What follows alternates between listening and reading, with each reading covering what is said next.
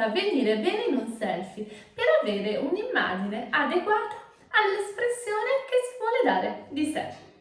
Che la prima impressione sia quella che conta davvero, dovremmo averlo già imparato precedentemente, ma oggi desidero soffermarmi su alcune buone maniere o, diciamo, buon senso che dovremmo avere prima di pubblicare delle foto online. Se è vero che ormai oggigiorno con gli smartphone siamo abituati a fotografare di tutto, allo stesso modo dobbiamo fare attenzione a cosa condividiamo e come lo facciamo. Non tutti i momenti, ad esempio, vanno immortalati. Cerchiamo di non intasare il feed dei nostri amici, pubblicando continuamente e ripetutamente. Va benissimo un solo post per argomento o diciamo scenografia. E poi dare la migliore immagine di sé è assolutamente lecito, ma imbrogliare no. E quindi cerchiamo di limitare l'utilizzo di filtri o di programmi che ti rendono una persona quasi completamente diversa.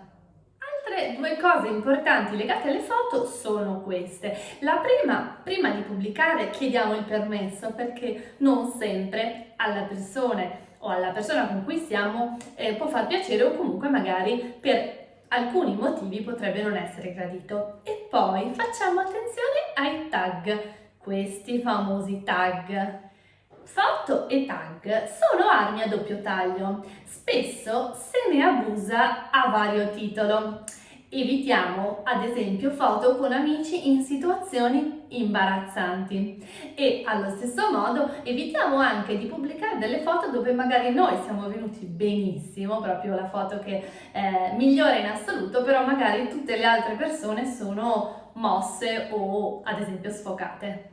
E per quanto riguarda le foto profilo, è importante ricordare che le foto arrivano in modo immediato agli occhi degli altri e inevitabilmente incidono sulla loro opinione. Quindi facciamo sempre molta attenzione ad utilizzare delle foto profilo evitando ad esempio gli occhiali da sole, una foto in bikini, piuttosto che foto magari non proprio consone agli occhi di un capo o un cliente che sicuramente potrebbe non gradire. E poi non dimentichiamo mai che il sorriso, un bel sorriso vero, è decisamente il miglior biglietto da visita di sempre. Prima di concludere vorrei ricordarvi anche che gli hashtag sono sì uno strumento utile per cercare argomenti che interessano e quindi creare una sorta di racconto, ma non sono necessari da mettere ovunque. E soprattutto ricordiamo che comunque in qualsiasi didascalia di qualsiasi foto la grammatica è la regola che fa da protagonista. Ecco quindi giunti anche oggi al termine e prima di salutarvi, come sempre, vi ricapitolo le 5 pillole del bon ton oggi delle foto online. Ricordiamo la privacy, i tag, l'importanza della foto profilo, poche ma buone e poi non utilizziamo troppi filtri.